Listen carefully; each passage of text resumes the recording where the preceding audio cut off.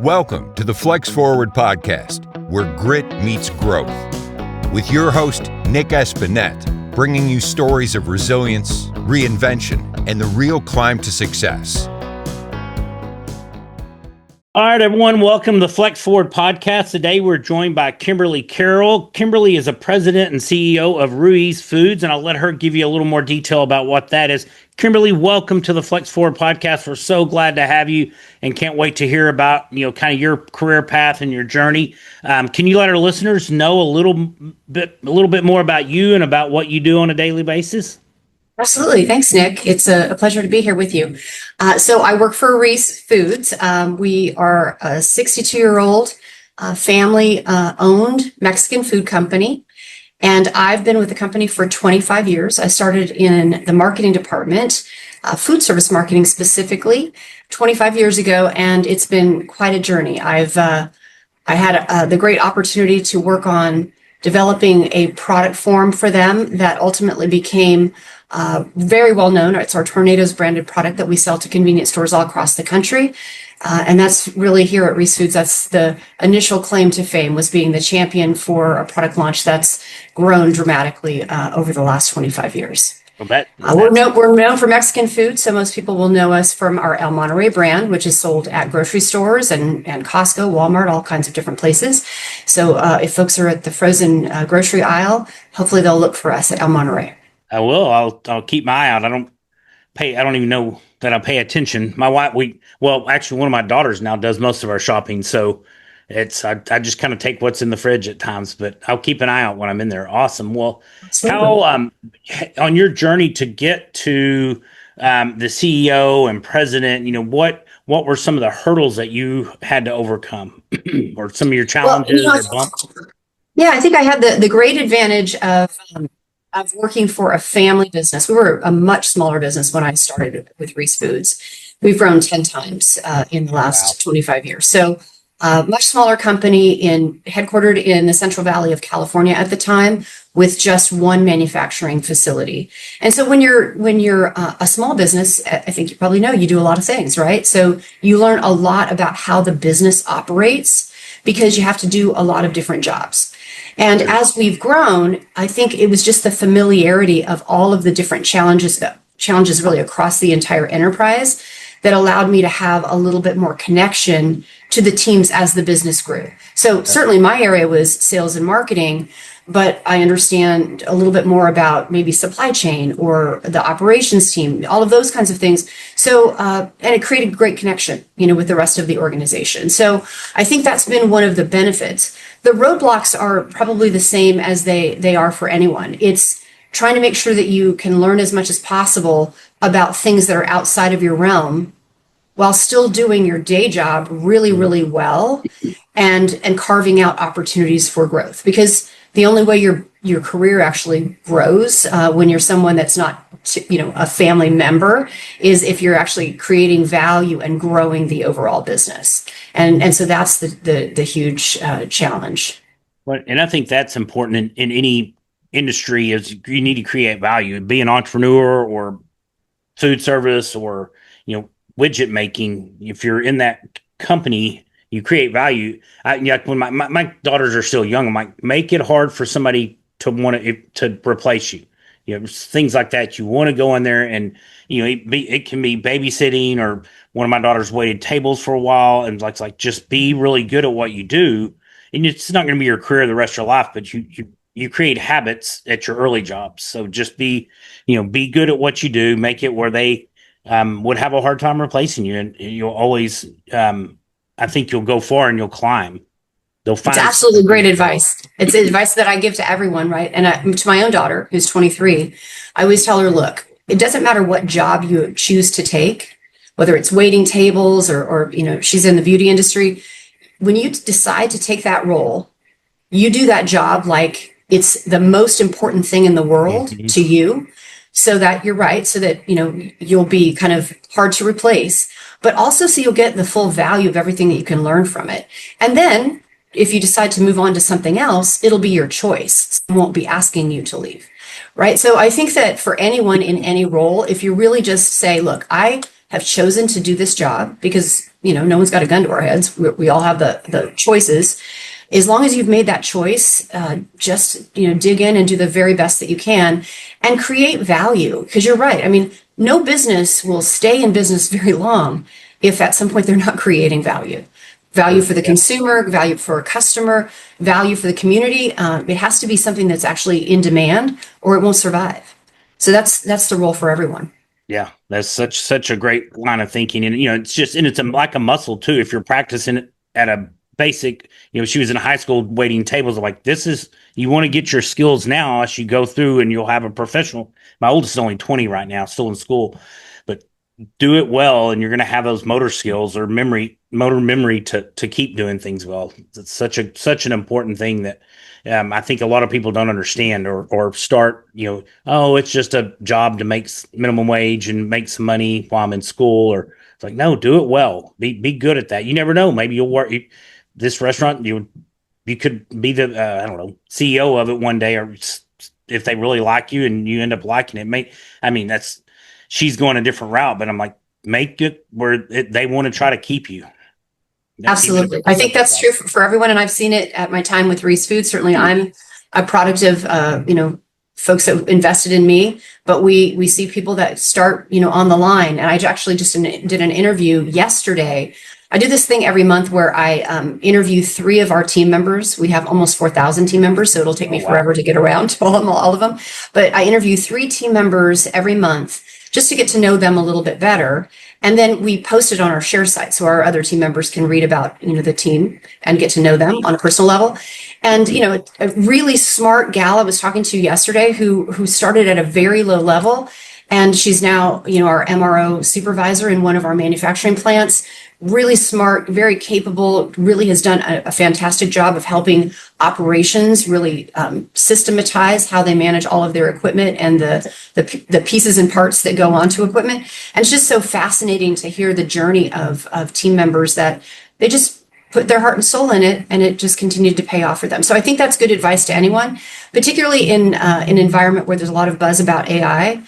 Nothing replaces the heart and soul of a human and being able to look other people in the eye. So even if your daughter's just waiting tables, AI can't do that. So it's important for us to make sure that human connection is still always there. Yeah, no, for sure. And she enjoyed it while she did it. She's definitely doesn't want to do it for a career, but I think it's interesting. She wants to go to law school, but I was like, this is a good way you got to interact with all different personalities. You may agree with them or disagree, but they're your customers. So you sometimes have to hold your tongue and just smile, but don't put up with something that somebody's being unkind, but at the same time, they're your customer.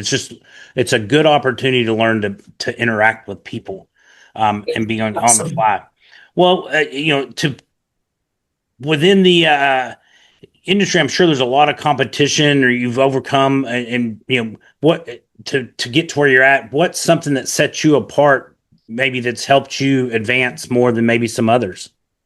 Well, I think it really goes back to the foundation and the culture of the company. So the family that started the business, they knew that they didn't know everything that there is to know about how to grow a business. They, started with their, it was Fred and Louis Reese that started the company. They started with, Grandma Rosie's recipes, and it was just really a slow build over many, many years, but they knew they didn't know everything. And so many years ago, they decided they wanted an independent board of directors that would help to advise them. And so they solicited input from, bankers or, folks that had run other companies, and they took that advice, and it helped him to really form and shape the direction of the business over time. And I think, in my own life, that's one of the things that I've endeavored to do as well. There's no way I can know everything there is to know about how to drive and grow a business, but we can reach out and get support and join industry associations and listen to podcasts or read books or whatever the things are that help us to really stimulate the thought process. And probably just as important is make sure you're surrounding yourself by really smart, capable people, many of whom, know how to do their jobs, even better than I do. And I've always said that, like, you can really only do some things in your own lane, but all of us are smarter than any of us by ourselves. So just collecting that great team that fosters support has really been the catalyst for the growth of my own personal career and the growth of the business. It's pulling good people together, all with the intent of making a great quality product that is relevant to the consumer and meets their expectation, and certainly giving consideration for, what's the competition doing? How are they making an effort to meet the consumer's expectation? We've got to make sure that we're still the ones that the consumer chooses, at least most of the time, in order to be significant and continue to be relevant. So that's the approach that I've taken. That's awesome. And that's you never want to be the smartest person in the room. Surround yourself with other people that can pull you up. Right. If you're the smartest person in the room, you need a new room. Exactly. Because you want to be, it's good to contribute, but you also want to learn. You become the average of the 5 or 7 people you hang out, the people you're around the most. So that's where they're going to lift you up. And I think probably with you guys in the food industry, just because things change, the no carb thing, I'm sure you have to kind of pivot with diet and stuff like that. So you got to really watch the market and know that, hey, things with carb, bread or things like that are probably, we need to start focusing just because I don't know if it's a fad, but just the trend right now on the way people are eating is different than it was 10 years ago, 15 years ago. Well, they're certainly focused more on protein. I think that's, going all the way back to Atkins when that first came out, that was truly what I would call more of a quick in and out. It was more of a quick trend. But I think what we're finding from the way that consumers are shopping today, GLP-1s have had an impact on people's awareness of how to eat. And in some cases, if folks are actually on those drugs, I think that their appetites have changed and they're being more cognizant of what they're eating. And so of course, any of us that are going to be in the food industry, we want to make sure that whatever we're making is in alignment with what consumers are wanting. That's always going to be true. And that we're following along with, what's important to consumers. If they want to know how much protein is in a burrito, then we need to make sure that they know how much protein is in the product that we provide. And it helps consumers to make the best possible choice. But I will tell you that this is just my belief. I love food. I mean, not to say that I want to overeat, but I think food is like the center of almost every culture, right? Across every part of the world. Big family dinners or community dinners. Of course. And just, different kinds of flavors and textures and all this kind of stuff. Every place that you might go in the world, people are known for something about their food. And so I think food is still going to be very central, even though some diets are changing. Maybe more folks are focused on protein than they were before, but flavor is still going to be something that's really important to consumers. And I'm going to tell you that from time to time, folks are still going to want to indulge because it's part of life. Well, and you need to. If you become strict, I think you can't sustain a very extremely strict diet or anything. You need to have a little bit of wiggle way. I've read a book recently. It's like Eat Your Ice Cream, and his premise was all these hardcore diets are ridiculous. Just eat in moderation, eat healthy foods, don't overdrink, don't smoke, and don't do drugs. And you're going to be, and have some ice cream every once in a while. It's like, some of these things that come up and like, you just got to eat strict and manage everything. It's like, you waste too much time doing it. And most people end up giving, they may do it for a period, but then they just throw it all away, chunk it after a while. It's like, just go in moderation on everything.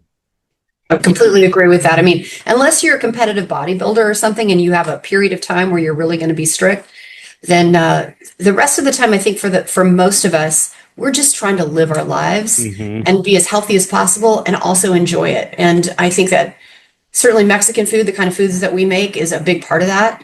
I went to Sensory this morning and ate some very delicious taquitos that we make, and just so grateful that I have that opportunity as often as I do.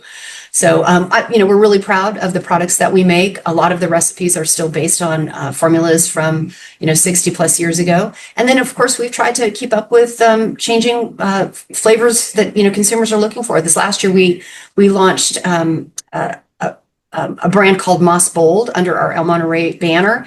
And those flavors are primarily kind of American cuisine, but in a taquito format. So chicken bacon ranch and Philly cheesesteak and some things like that that are enrobed in a taquito. So we've gotten pretty good response from consumers so far. And we're just going to keep trying to make sure that whatever we do put on shelf is relevant for consumers and it's what they're really looking for in terms of flavor pop. That's awesome. Now, are you guys you're in DFW, right? But you started in California, mostly in the South or Southwest, or you all across the country? Yeah, so we have distribution all across the U.S. and Canada. We are currently headquartered in Frisco, Texas, but we have 2 manufacturing facilities in California, one here in Denison, Texas, and one in Florence, South Carolina. So we're coast to coast in terms of our manufacturing. And then we, as I said, have distribution just about everywhere. There's very few grocery stores, dollar stores, club stores that you would go in where we don't have our El Monterey products on shelf. And then in the convenience channel, we have a lot of different hot case foods like empanadas and soft tacos and stuff like that. But it's the Tornadoes brand that we make for the roller grill, which is what we sell a lot to convenience stores. We're the ones that invented that product form, and it's really in ubiquity at this point. Okay. Just about any place you can buy a hot dog. Has a bunch of roller. They have 3 or 4. I haven't had one in a while. Probably should try one, but. Yeah, QT has 6 grills in most stores, and 2 of the flavors consistently that they have come from us. Okay, awesome. Yeah, and I feel like I'm in West Fort Worth, and I think the next three exits, once I get to the highway from our neighborhood, there's a QT. I was like, man, they're building them like 2 miles apart along the highway here. Yeah, they do such a wonderful job. Those stores are just gorgeous. And they're all, they're owner operate or they're owned by the headquarters. So they do such a great job with execution. It's really nice to see. And I think they've brought other convenience stores up a level with cleanliness and just politeness of staff. Because I'm in commercial real estate now, but I did home physical therapy for many years. So I would frequent convenience stores. I became a connoisseur of convenience stores around Fort Worth for a while. And, for the longest time, QT was like, all right, if I want to go somewhere clean, the people it's going to be polite, was QT. And then I noticed that other stores started ratcheting up because they're like, oh, well, no, we're losing a lot of people to QT. So it's neat. Same with Buc-ee's. I think the big gas stations out in the rural areas Buc-ee's have pushed everybody else to up their game too. Oh, I'm sure they're always looking at one another to see, who's doing it the best. But we're so grateful that we do business with so many of them, and just really proud of not only our own products, but the relationships that we've built with so many of those convenience chains. That's awesome. Well, in your journey, have you come across something that helped you improve a skill or, either lifestyle or business, like a podcast or a book? Is there anything like that you could recommend to our listeners? Oh, gosh. Actually, there's a few of them. I am an avid reader. I've read a lot of books, but I think there's a few things a couple of books that I will tell you early on in my career made a big difference for me. One of them is on my shelf right now, The Power of Discipline by Brian Tracy. It's a tiny little book, and I have a bunch of them. I hand them out to people, but it's just a tiny little book. And can you see that? Okay. You can read it in about 20 minutes. And it's got some exercises in there. I think people can actually go on YouTube too and listen to old Brian Tracy tapes. The Power of Discipline, and then the 7 Spiritual Laws of Success by Deepak Chopra. I think I read that when I was about 30 years old. And those 2 books on their own kind of reset me in a lot of ways, very focused on discipline and really then how to think about and not get so emotional about a lot of the challenges that you experience as a human, living in this world, whether it's in the professional environment or whether it's personal. And I think those 2 really helped me. But then as I've, gone on with my career, one of the books that I recommended to our own learning and development team is a book called Financial Intelligence. And I can't recall right now who the author is of that book, but it is on our list. Crucial Conversations, Influence is Your Superpower by Zoe Chance. We just talked about that with a group yesterday, one of our leadership groups. The Checklist Manifesto is a fantastic book. I think everyone should read that. Especially if you're in, some sort of a business where you need to make sure that you're getting all the details right.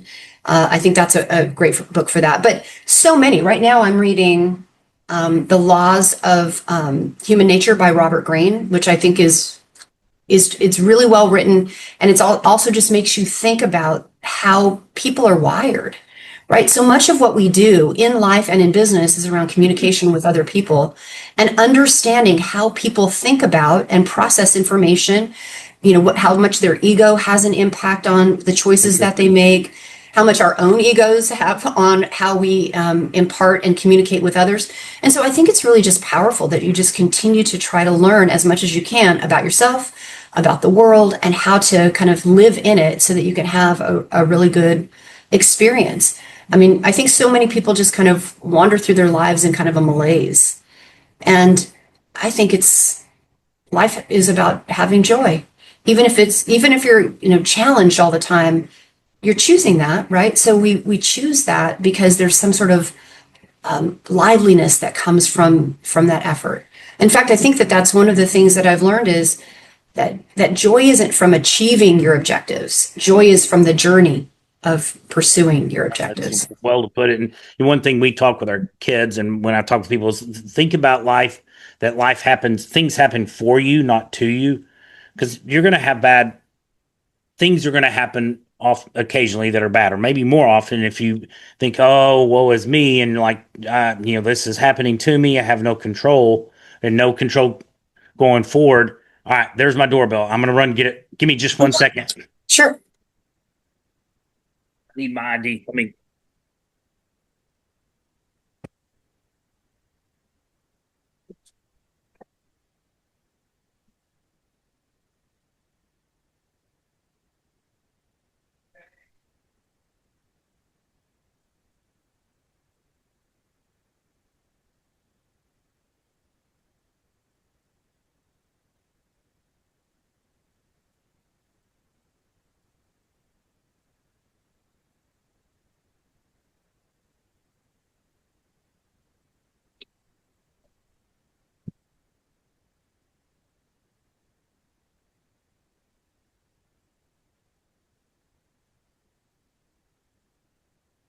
All right, sorry about that. That's all right. Yeah, we're headed to Florida on Friday, so I got 2 more days to get this thing, and we're going to be gone for a while. All right, Reset. Great books you were talking about. The Laws of Human Nature, but just got to.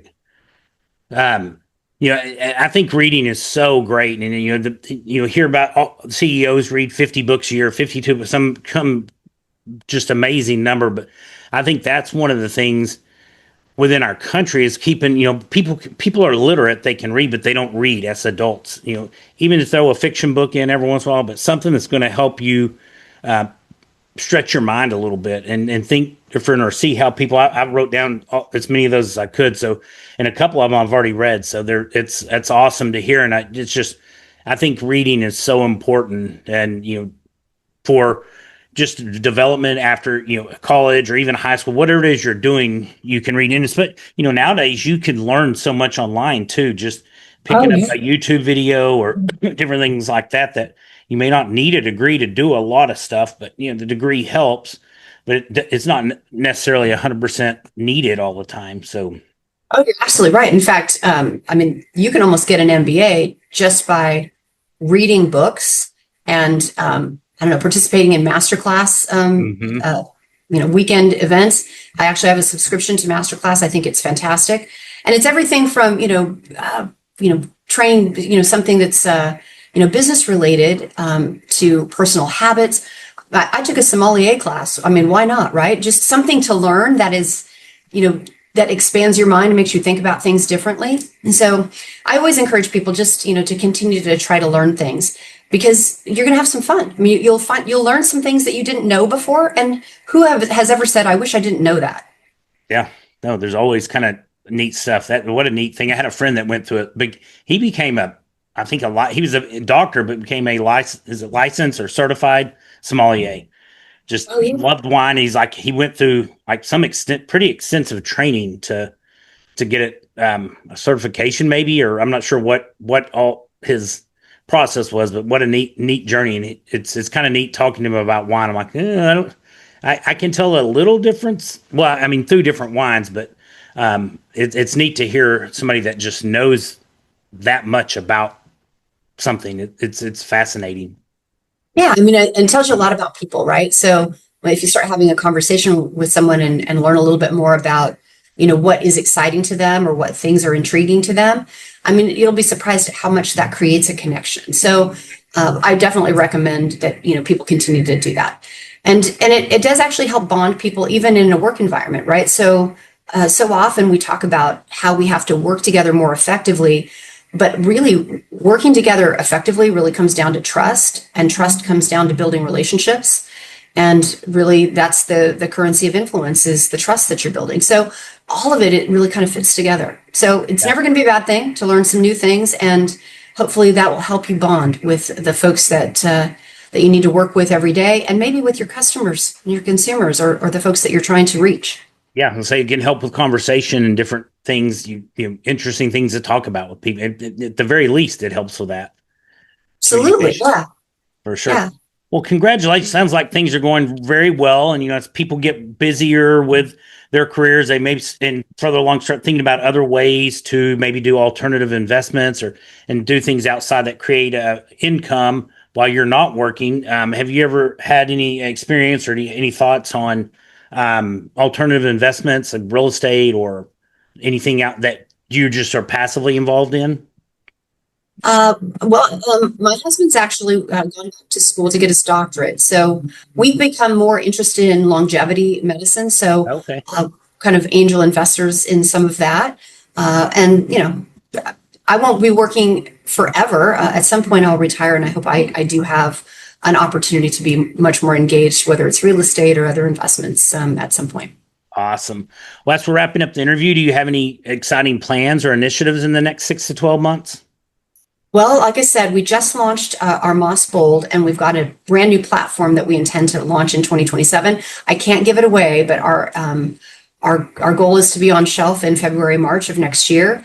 And, really our primary focus is making sure to make great quality products for our consumers. I mean, there's been so many challenges with inflation and just, so many things going on. The price of gas at the gas pump has been really challenging. So, we just want to make sure that when consumers shop and buy our products, that we're delivering on their expectations so that we can continue to be around for a really long time and be a supplier to them. That's awesome. Well, Kimberli, thank you so much for joining us today. If our listeners like to get in touch with you or learn more about your company, what's the best way for them to reach out to you? Well, you can find me on LinkedIn. It's Kimberli Carroll, RuizFoods.com. You can go there too. So either way, love to hear from folks and have a connection with us. Awesome. Kimberli, thank you so much. And everyone, thank you for listening to the Flex Forward podcast. Be sure to like and share and keep coming back. Thanks, Kimberli. Enjoyed getting to visit with you. All right. Thanks, Nick. We appreciate it. Thanks for listening to the Flex Forward podcast. If you've got grit, growth, and a great story, visit flexforwardpodcast.com/guest to apply and join us on the show.